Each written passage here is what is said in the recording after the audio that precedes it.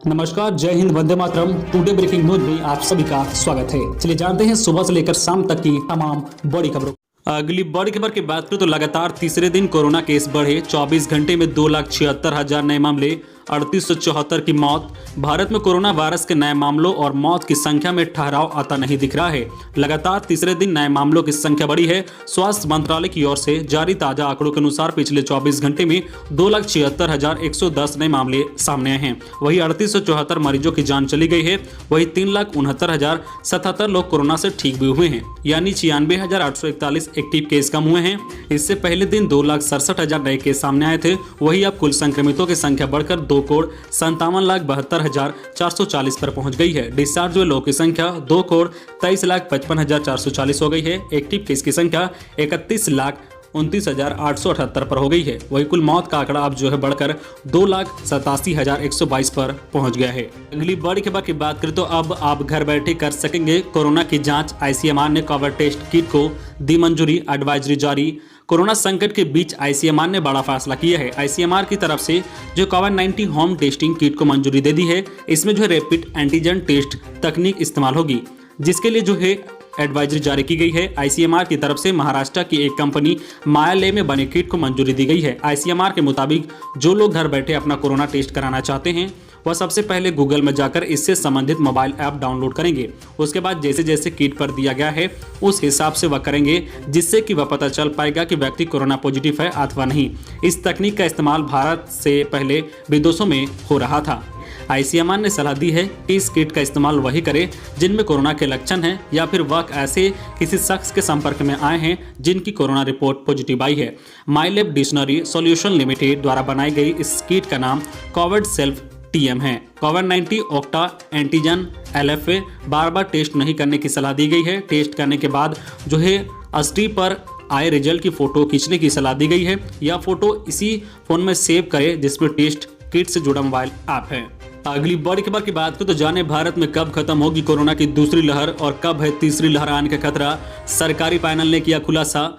Corona महामारी की दूसरी लहर से भारत जूझ रहा है। इससे बीच वैज्ञानिकों ने कोरोना की तीसरी लहर को लेकर चेतावनी जारी की है। भारत सरकार के विज्ञान मंत्रालय के तहत विज्ञान और प्रौद्योगिकी विभाग द्वारा स्थापित वैज्ञानिकों के 3 सदस्यीय पैनल द्वारा कोरोना की दूसरी लहर कब खत्म होगी और तीसरी लहर भारत में कब आएगी, इसको लेकर अनुमान जाहिर किया गया है। इंडिया टुडे की रिपोर्ट के अनुसार भारत में कोविड-19 की दूसरी लहर इस साल जुलाई तक घटने की उम्मीद है। लगभग 6 से 8 महीने में महामारी की तीसरी लहर आने की संभावना है। ये भारत सरकार के विज्ञान मंत्रालय के तहत विज्ञान और प्रौद्योगिकी विभाग द्वारा स्थापित वैज्ञानिकों के 3 सदस्य पैनल द्वारा अनुमान लगा गया है। SUTRA मॉडल का उपयोग करते हुए वैज्ञानिकों ने भविष्यवाणी की है कि मई के अंत में प्रतिदिन लगभग 1.5 लाख कोरोना के पॉजिटिव केस मामले दर्ज होने लगेंगे और जून के अंत में दैनिक मामले घटकर 20,000 मामले दर्ज किए जाएंगे। अगली बड़ी खबर की बात करें तो केंद्र सरकार ने राज्यों से कहा कि ब्लैक फंगस को घोषित करे महामारी, हर मामले को करे रिपोर्ट। केंद्र सरकार ने राज्यों से कहा है कि ब्लैक फंगस को महामारी रोग अधिनियम के तहत अधिसूचित करे। केंद्रीय स्वास्थ्य मंत्रालय ने राज्यों से महामारी रोग अधिनियम 1897 के तहत ब्लैक फंगस को एक अधिसूचित बीमारी बनाने का आग्रह किया है।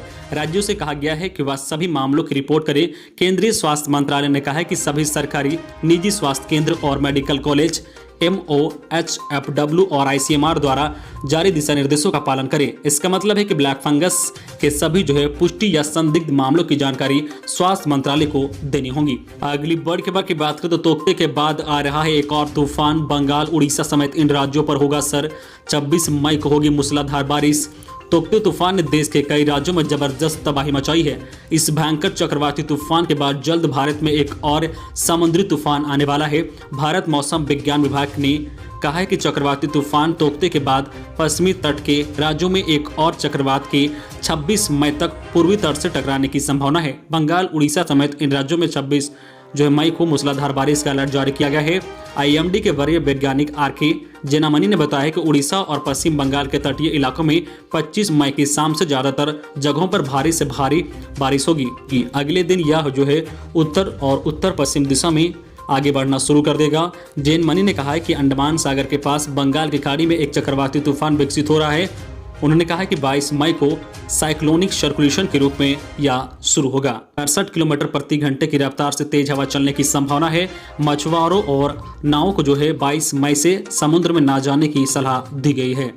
अगली बड़ी खबर की बात करें तो महाराष्ट्र में यात्रा के लिए जाने वाले यात्रीगण कृपया ध्यान दें, RT-PCR नेगेटिव रिपोर्ट बिना एंट्री नहीं।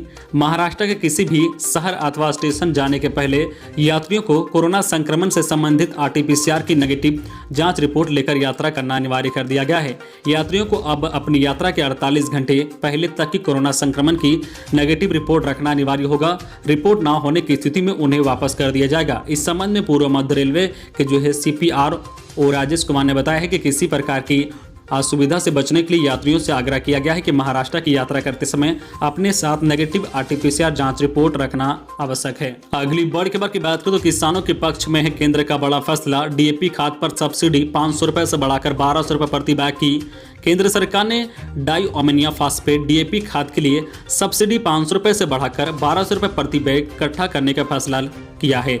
इस फैसले के बाद DAP की अंतर्राष्ट्रीय कीमतों में वृद्धि के बावजूद किसानों को 1200 रुपए ही जो है खाद के लिए प्रति बैग के लिए चुकाने होंगे। यह फैसला प्रधानमंत्री नरेंद्र मोदी की अध्यक्षता में एक उच्च स्तरीय बैठक में लिया गया है। इस बैठक में उन्होंने खाद कीमतों के विषय पर विस्तृत जानकारी एक प्रस्तुत के माध्यम से दी है। बयान में कहा गया है कि इस प्रकार DAP की अंतर्राष्ट्रीय बाजार कीमतों में वृद्धि के बावजूद इसे 1200 रुपए के पुराने मूल्य पर ही बेचे जाने का निर्णय लिया गया है।